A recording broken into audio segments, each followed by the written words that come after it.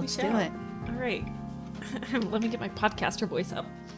Hi, friends and foes. Okay. Welcome to book club.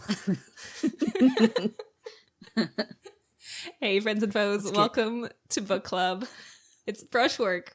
I have Visual Nomad here with me for another episode of Art Book Club. And this month, we read Draw Your Weapons by Sarah Sentiles? I don't know how you say your last name. I'm sorry, Sarah. But we read your book. We read your book this month. And wowza. This book was a lot. Okay, but first, before we start, Nomad, did you finish the book? I did not get all the way through it. I got a majority of the way through it. So I think I only had like maybe 2 chapters left. Nice. So I've gotten quite a bit of it read. So excellent. I finished the book and yeah. Great. So hey, we have things to talk about. It's good. I'm proud of us. I listened to the audiobook version. And then I also picked up the physical copy. That's actually how I first got the book, but then the audio version was free on the available at the library, and I'm a sucker for audiobooks. I just love listening to books. So that's how I got it. And can we talk about like the writing style first? Like, did you read the print version or did you listen to it? No, I've got the print version. Yeah. Okay. Let's talk about audio style or like writing style first, because I found this book to be a little bit confusing. Was it that way for you? It is. It's jarring at first. Like, I was trying to figure out what Sarah was trying to get at through the writing style. And as you get deeper into the book, I think you start to understand what she's doing, which is like introducing a perspective, then juxtaposing it with another story and going, okay, now how does that affect your perspective on this story now? Yeah. Like, initially, if you read it, you would have felt one way for sure. And then seeing this other, having this other one in your pocket, you're like, oh, wait, hold on. Like, that totally shifted things. And she does, like, for lack of a better phrase, she kind of like French braids these stories together throughout this whole book. That's a nice way of putting it. And it's super fascinating. Yeah. When you read this book, and if you haven't read this book before and you listen to us and you're like, oh, I want to read this, I feel like it's really important to say that this book has heavy descriptions of torture and trauma and war, and as well, this will be a topic for a little bit later, but if you're very sensitive to that, you should be cautious reading or listening to this book. But this book interplays in French braids, which I love that term. It French braids stories about people, about war, about art, about different events, about I think there's even some like article clippings in here. Maybe. Again, I listened to the book, so sometimes I was listening to something that sounded like a newspaper reading, but might have been just her way of writing. They were pull quotes, basically. Okay. So, like, in the book, they're, like, italicized. Gotcha. See? That makes sense. Maybe it would be better to read the physical copy.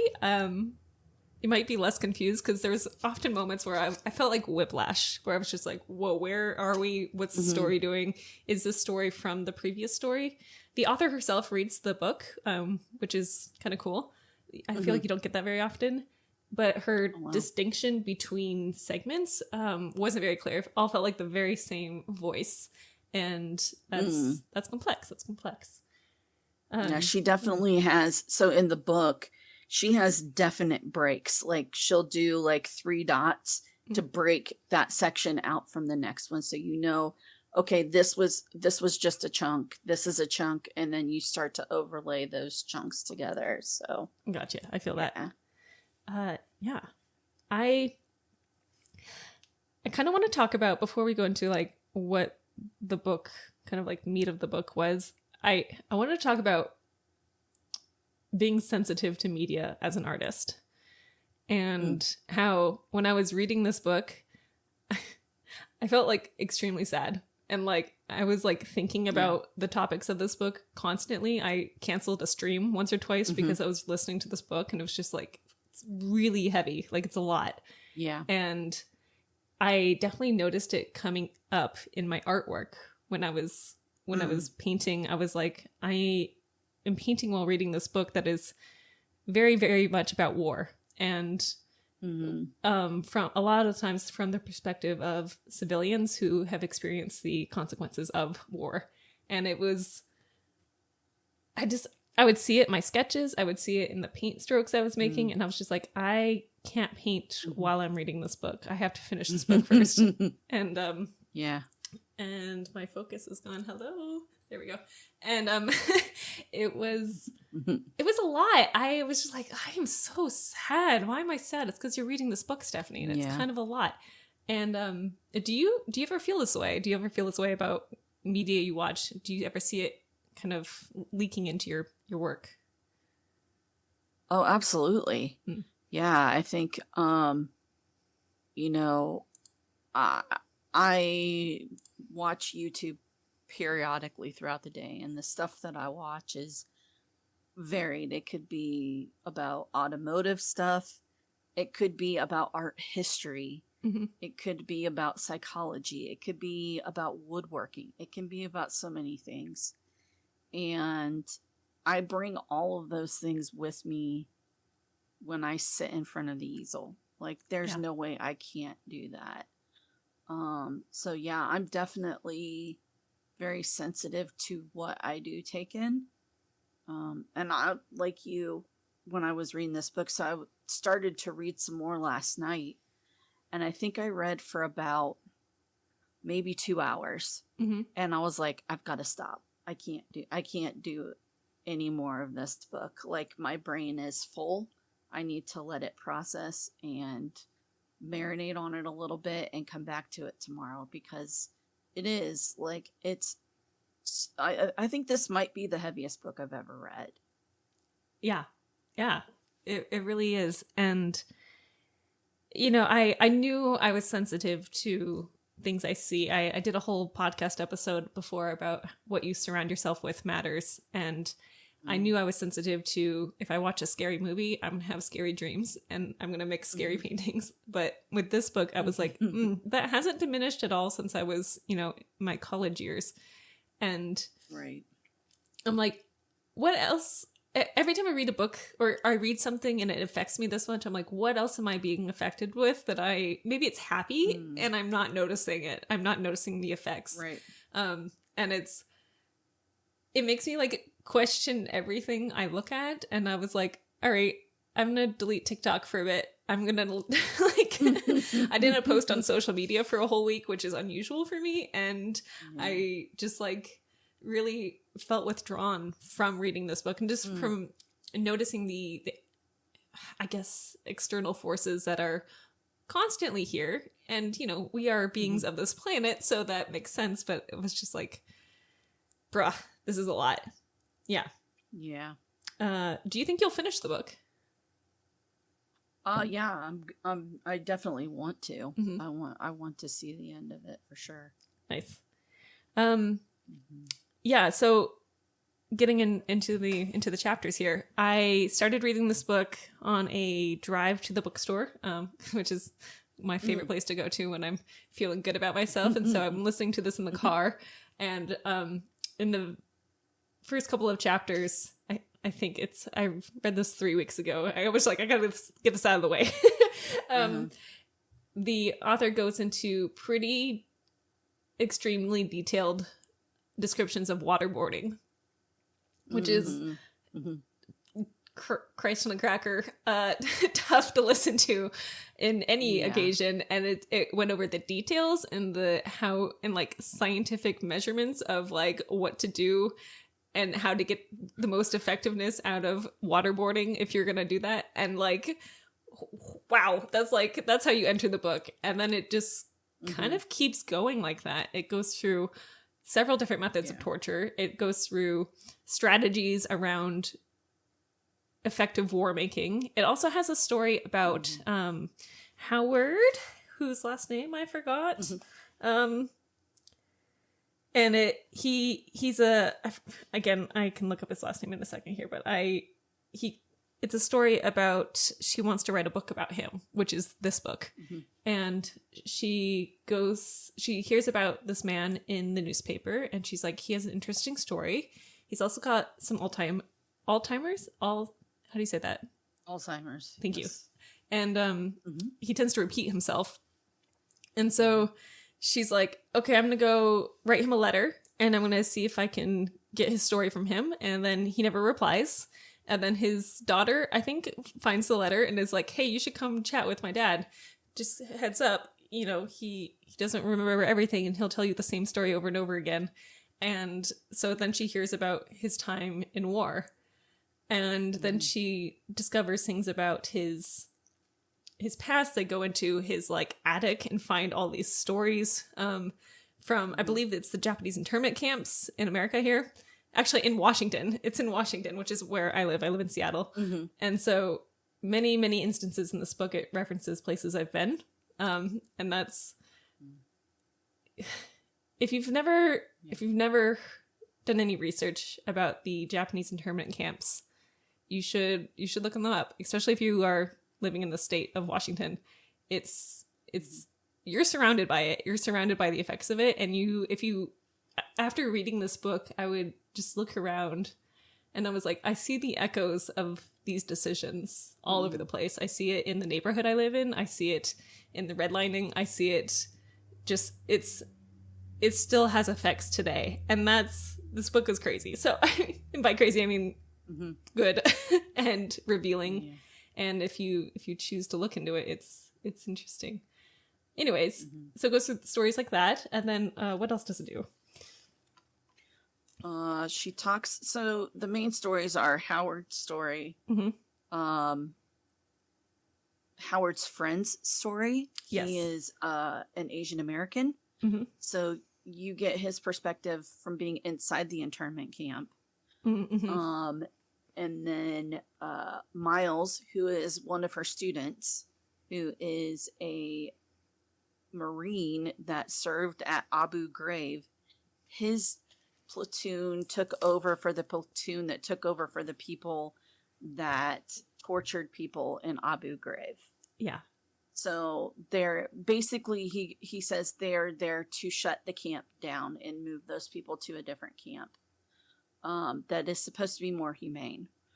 And Miles has come back to the States.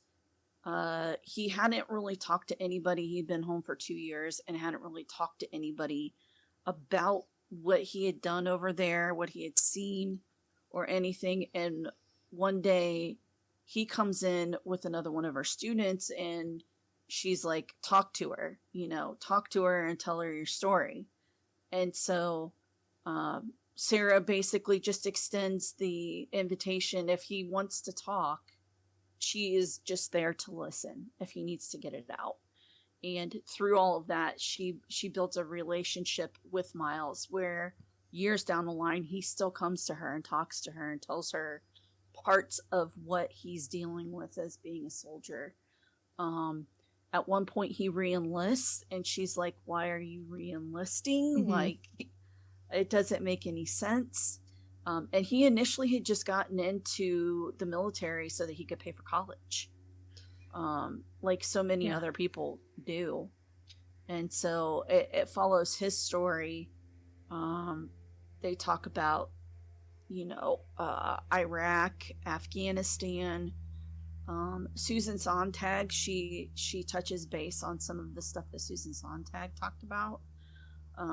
There's another book that she talks about that somebody had written that about photography and in the time of war and that kind of thing. She digs into that, the Nazi trials and what happened in Nazi Germany. She gets into that, so she weaves all these stories together. Yeah, so it's really it's heavy. It's another thing I thought about this book when I finished it. I was like, this book kind of advertise itself about being art and war, and I would say it's mostly about war. It's like, I would say like 85% war. And one of her students, Miles, is an artist, I think, right? He's an art student. Yes. And so it kind of goes into the things he's making, and about how he's using art to work through his PTSD. And he talks about, or his work is, really disturbing.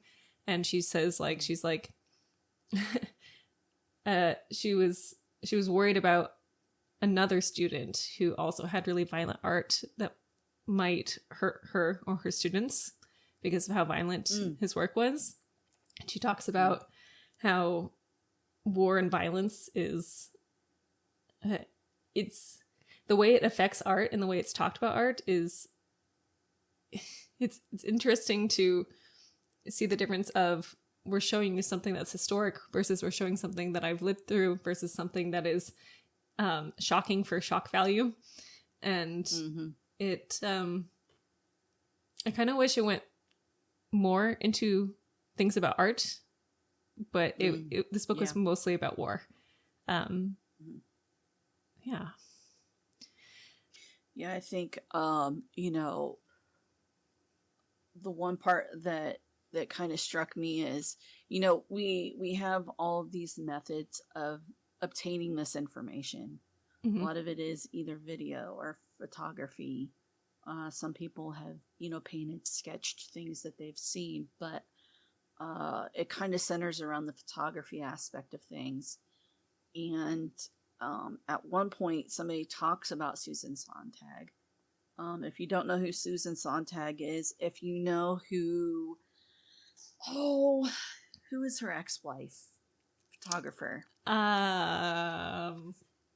Shoot, what's her name? Let me look this up. How do I even forget this? Jeez, Annie Leibovitz. Annie Leibovitz is her ex-wife. And Susan was also a photographer as well, but she was more known for her writing and her political protests and that kind of thing. She was also a devout feminist.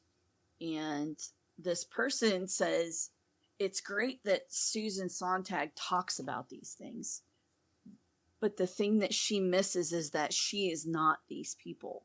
Because we see these images and because we're quote unquote empathetic, doesn't solve the issue of the people on the other side of that camera. Yes. Which is, something that we really have to sit with. Like, one, are we getting the whole story? Which we probably aren't, because it's always from the perspective of somebody. Wait, can we pause for a second? Yeah. The photographs that Nomad is talking about is the artist took photos of war and took photos that were of disturbing images of people being, for example, dragged through the street by their limbs, and just other images of war actively happening, right? Okay, so go ahead and continue. Yeah. And so, the pictures from the internment camps in Germany and Poland and all of that. And it's this concept of, is being empathetic, like, is that enough? Does that absolve us from the things that have happened? And this book is really good at making you uncomfortable and making you sit with the decisions that you would make in those situations initially. And I think that's why there's that juxtaposition between all those stories, why she weaves those stories, because Howard is a conscientious objector. They talk about the fact that people were conscripted to war against their will in the United States. And he said he wasn't going to have any part of it. It wasn't just about, trying to make things better in the internment camps. He did not want to have anything to do with any of it, because he's like, war is not an answer. Violence is not an answer. And I don't want any of it. Well, he went to prison for 4 months the first time, and he went to prison for 2 years the next time. He got out, and and his daughter was born. They took him 2 months after his daughter was born. He got out and he was around for a little while, maybe less than a year or so, and they tried to conscript him again, probably on purpose, knowing that he was not going to join. And he repeated himself, I'm not joining, and they put him in jail for another 2 years. And she talks about the idea of conscription has been around for a very long time. It basically started back in the Civil War. Abraham Lincoln had conscripted people, and he laid out certain criteria as to how you could not be part of that conscription. Mm-hmm. And so people were starting up their own churches, starting up their own papers, that kind of thing. And then as World War II or World War I and World War II came along, they adjusted those parameters of conscription and made it nearly impossible for you to get out of, so that you had to fight. And, you know, seeing or reading this, you know, the frustration you feel when you read these stories of Howard's situation of, why do I even have to deal with this? And then you hear his friend's side of the story of being in the camp. Mm-hmm. He did absolutely nothing wrong. These people did nothing wrong. And the military just showed up to their house one day, told them pack a bag. Yeah. And drove them out to the middle of the desert. Or in Oregon, there was a camp there. There was one in Iowa or Idaho. There was one in Washington. Mm-hmm. You know, they're out in these like remote places in the open elements trying to survive. And, you know, it's hard for that not to affect you. And as an artist, you go, okay, how can I relate that honestly? If I see something like this, if I experience something like this, how can I relate this honestly? One artist decided to create pieces around cutouts, like collage pieces around cutouts from home magazines, and then interspersed war photos, mm-hmm. like inside of these things. And it was the idea of, people watch this from a distance. We have the luxury as Americans to watch this from a distance, what's happening to these people. And we can sit here and say it's awful, but what are we doing to change that? And how does art play a part in that? We all know how strong propaganda can be from the Nazis and from other groups. So visual art is massively important. It's used to rally people. Writing is important. Mm-hmm. So as wielders of these tools, how can we be global citizens in the midst of that? There's a quote from the book which basically is the underlying question of this book, and it's how do you live in the face of so much suffering, and how are you mm-hmm. able to be an artist in the face of all this suffering? And I can't say that war has directly affected my family and friends, like my really intimate ones, in the way that it has for Miles in this book, right? And it has for all these things, but indirectly it is in the place that I grew up in. It's in the way things are now and the systems that are around us. And mm-hmm. I feel like when I read this book, I was like, oh, this this is what it feels like, right? This is what it feels like to be in the face of war. And for the people in this book that are artists to still create. Was it Miles that made the violins? No, that was Howard. That was Howard. Howard made the violins. Mm-hmm. So in this in this book, it talks about how Howard's in prison for not wanting to go to war. And he's like, well, I found this book. Well, no, I found this person also in the prison who is an instrument maker, and he's making a musical instrument, a violin, and I also want to do it. Can you bring me books about how to make a violin? And he writes this in a letter to his wife.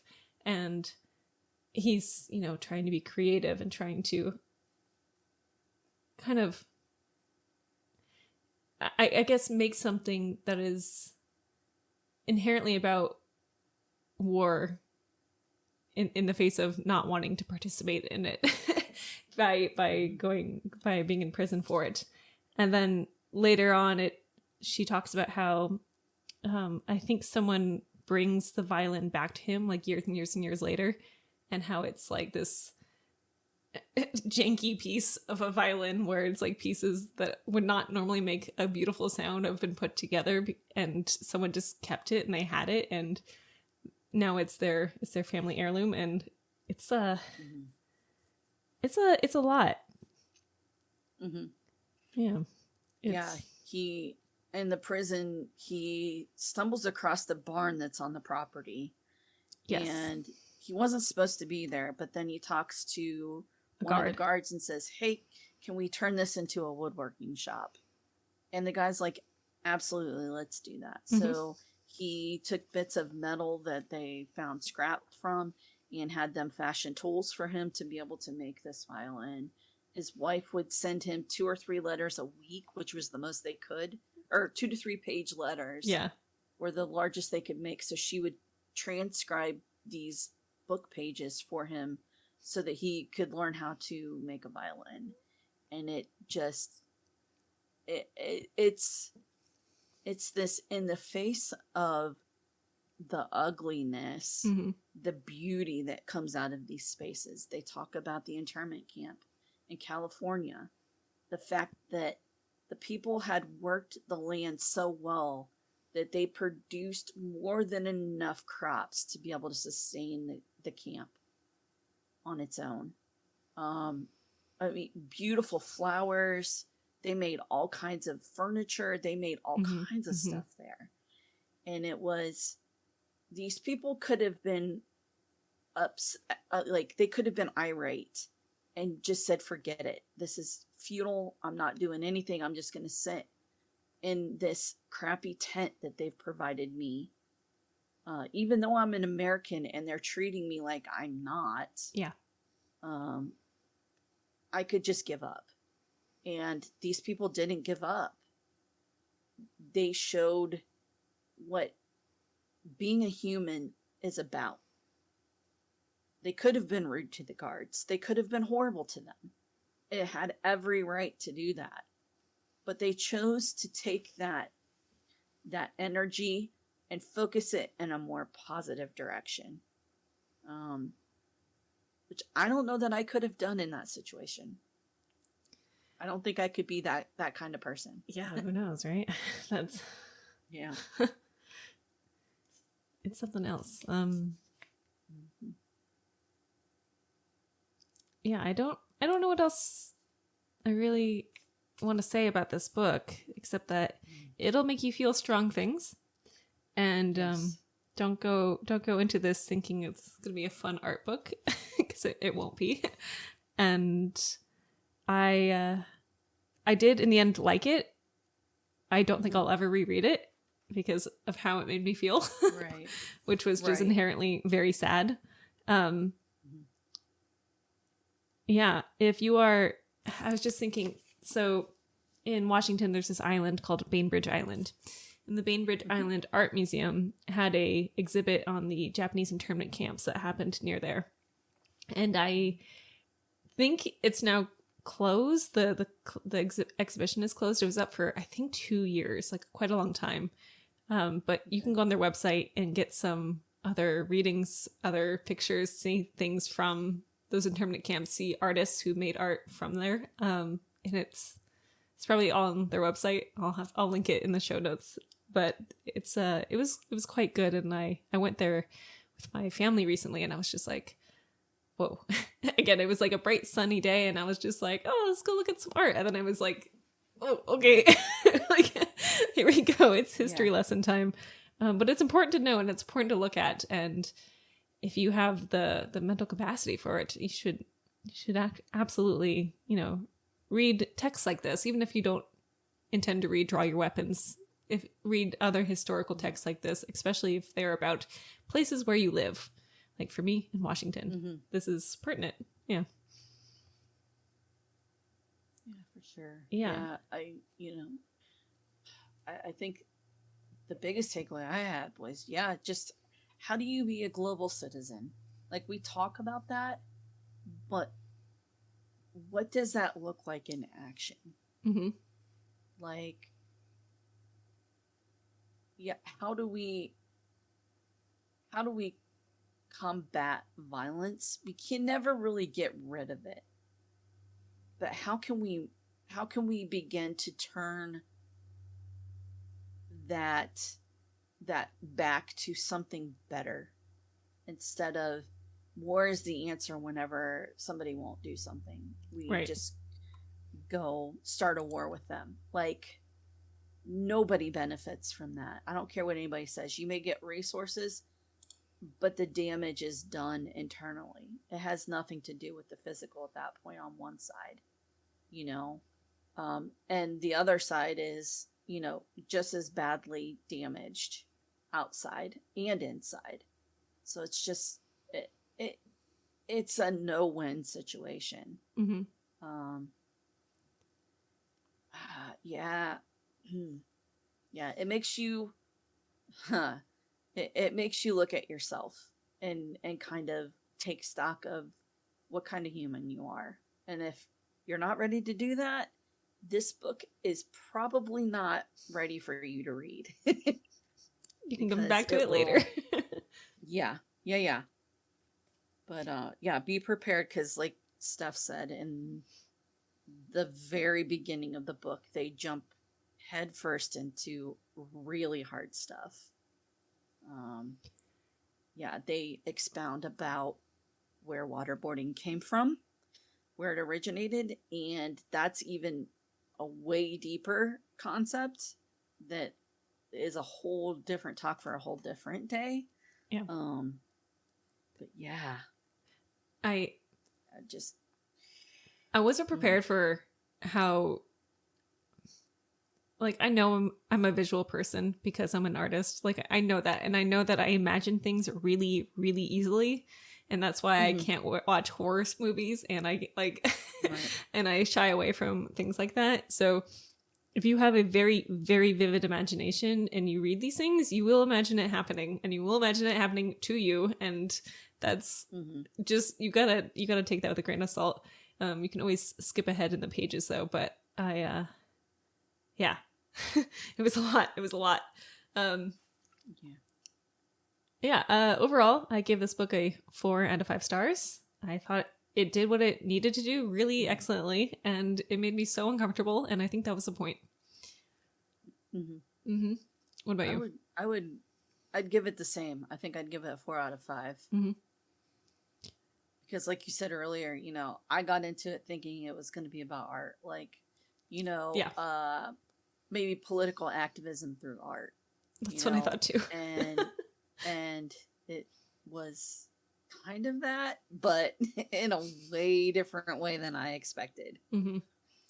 I do want to read a book about political art, and if y'all are listening and you have recommendations, or Nomad, if you know of one, send them our way, because I am interested in reading more about that. Maybe we should read more about Ai Weiwei or something in the future. But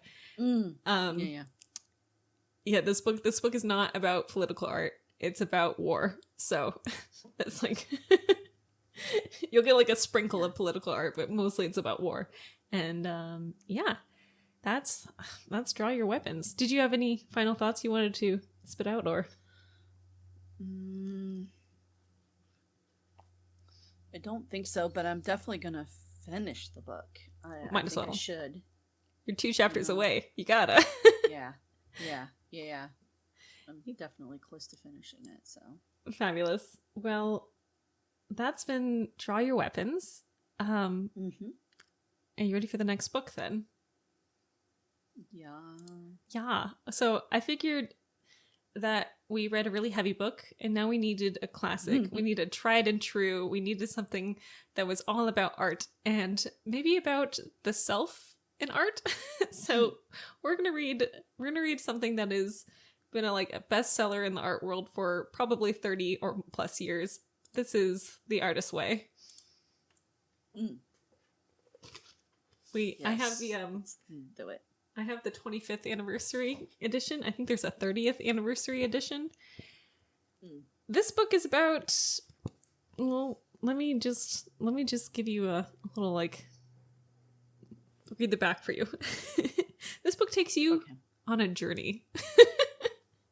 This book is about discovering and developing the artist within. Whether you're a painter, a poet, or a screenwriter, it's going to help you pursue your creative dream. This book addresses the delicate and complex subject for those of you who... Oh, hold on. No, that's a bad blurb. We're not going to read that book. I'm sorry, Martin Scorsese. We're not going to read that one. This book is about just learning how to make and pursuing your creative dream. And it's kind of it's a path. It's not like a novel. There's rules, there's quizzes, there's ways of making lists for things. It talks about jealousy, it talks about losing, it talks about doing tasks, it talks about deadlines. I'm just kind of flipping through it here, and it's there's creative contracts, there is all sorts of things. So we're gonna read this book. If there are exercises to do in this book, I'm gonna try and do them as I read them. I think it'll be fun. Hi, CP. And I think it's gonna be good.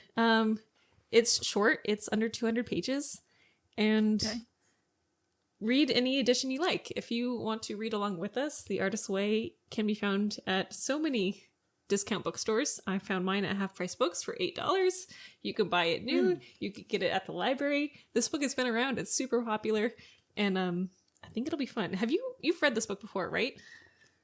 No, I have not. Oh, I thought you had. Okay, great. Yeah, none of these books I've read so far. So I feel like you're such a boss. introducing me to all these new books, If y'all are not familiar with Art Book Club, basically I pick a new book every month that the Nomad's like, okay. It's great. It's great. It's good because it's stuff that I wouldn't naturally gravitate to necessarily. Perfect. And so I get a different perspective. It's wonderful. It's wonderful. We might have a special guest next month if she decides to stop bowling and start coming to Art Book Club. But I'm not naming names here. Yeah, we'll meet next on July someday. It's July 9th. July 9th at 3 p.m. Pacific time right here on Twitch.